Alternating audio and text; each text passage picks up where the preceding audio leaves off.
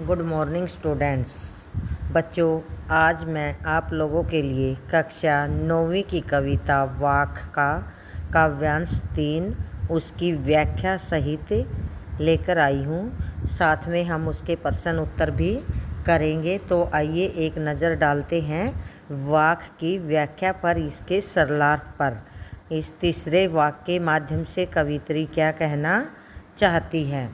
आई सीधी राह से गई न सीधी राह। इस वाक में कवित्री कहती है, उन्होंने इसमें हठ योग का विरोध किया है कि जब मैं इस संसार में आई तो वह बिल्कुल सीधा साधा रास्ता था, गई न सीधी राह। लेकिन जब इस संसार से मैं गई, यानी उस परमात्मा के पास गई, जब मेरी मृत्यु हुई तो उस समय मेरी जो राह थी वो सीधी सादी नहीं थी। इस संसार में आकर मैंने और कई रास्ते अपना लिए थे, यानी मेरे शरीर के अंदर और बुराइयां घर कर गई थी। सुषुम सेतु पर खड़ी थी, बीत गया दिन आ। सुषुम सेतु, सुषुम सुषुम्ना एक नाड़ी होती है। हमारे शरीर में जो 3 प्रमुख नाड़ियाँ होती हैं उनमें से ये हमारी नासिका के माध्यम में स्थित होती है। और सेतु का अर्थ होता है पुल।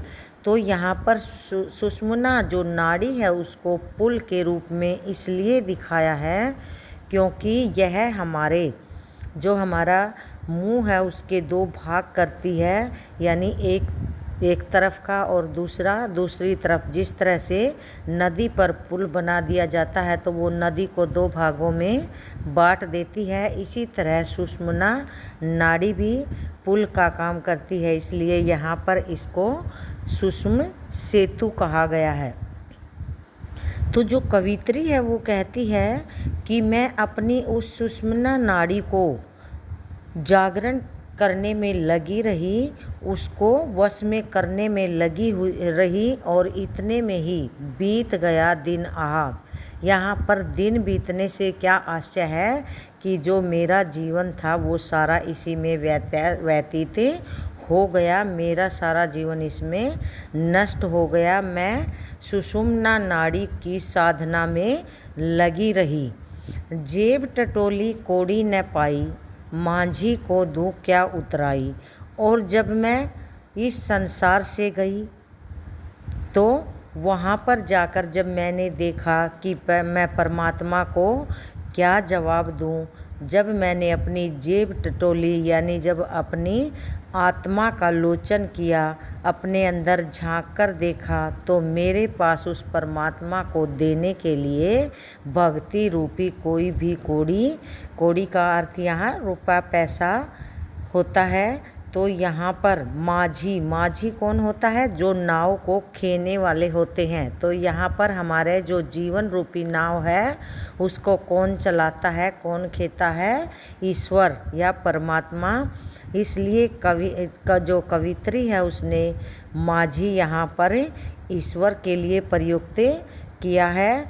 तो कवित्री कहती है कि जब मैं उस भवसागर से पार उतारने वाले परमात्मा के पास गई तो उसको देने के लिए सद्कर्म के नाम पर, अच्छे कर्मों के नाम पर या भक्ति के नाम पर मेरे पास कुछ भी नहीं था। तो प्यारे बच्चों, आशा है आप लोगों को इस वाक्य की व्याख्या अच्छी तरह से समझ में आ गई होगी। तो हमारा जो प्रश्न है वो है, कवित्री और कविता का नाम लिखिए। जो कवित्री है वो है ललदद और कविता है वाक। तो प्यारे बच्चों, इसमें हम एक प्रश्न और भी जोड़ सकते हैं कि वाक की भाषा कौन सी है। वाक जो कविता है ये लिखी तो कश्मीरी भाषा में गई है, लेकिन हमें इसका जो हिंदी अनुवाद है वो पढ़ रहे हैं। और हमारा अब जो दूसरा प्रश्न है वो है, सुषुम सेतु से कवित्री का क्या आशय है। सुषुम सेतु हमारी सुषुम्ना नाड़ी को कहा गया है, और हठ योगी उसी नाड़ी में कुंडली जागृत करने के लिए विभिन्न प्रकार की यौगिक साधनाएं करते हैं, यानी उसको वश में करने के लिए वो अपनी इंद्रियों पर विजय प्राप्त करना चाहते हैं।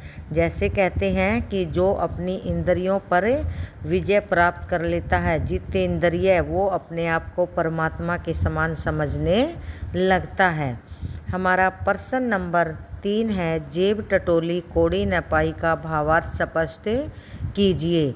तो इसमें कवित्री क्या कहना चाहती है कि जब मैं उस परमात्मा के पास जाकर अपने सद्कर्मों का हिसाब लगाने लगी, अपने सद्कर्मों की कमाई को खोजने लगी, तो उस समय मेरे जीवन में कोई भी अच्छा काम मुझे नहीं मिला। तो वह वहाँ से कैसे प्राप्त होगा? कोड़ी न पाई, कुछ भी प्राप्त नहीं हुआ। उस ईश्वर को अच्छे कर्मों के रूप में मुझे बताने के लिए, देने के लिए मेरे पास कुछ भी नहीं था। हमारा जो प्रश्न नंबर 4 है वो है, माझी को उतराई देने का क्या तात्पर्य है, क्या आशय है? माझी का अर्थ है, जैसे मैं पहले भी बता चुकी हूँ, ईश्वर। ईश्वर ने जब मेरी जीवन रूपी नैया को भवसागर से पार किया, यानी जो माझी होते हैं वो नाव को चलाने वाले, खेने वाले।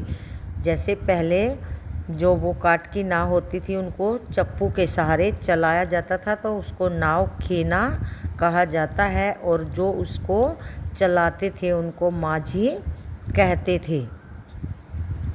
तो जो ईश्वर जीवन रूपी नैया को भवसागर से पार लेकर जाता है, अर्थात इस संसार से मुक्ति मोक्ष दिलवाता है, तो जब समय आया कि उस ईश्वर को अपने अच्छे कर्मों की कमाई के बारे में, अपने सद्कर्मों के बारे में बताया जाए, या ईश्वर ने जब पूछा, तब उसे बताने के लिए, देने के लिए कवित्री के पास कुछ नहीं था।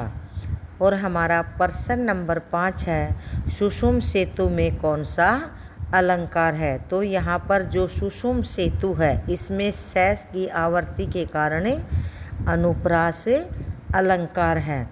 तो प्यारे बच्चों, आशा है आप लोगों को इस काव्यांश की व्याख्या इसके प्रश्नों सहित अच्छी तरह से समझ में आ गई होगी। कल फिर मैं काव्यांश 4 के साथ आपके पास फिर उपस्थित होंगी। धन्यवाद।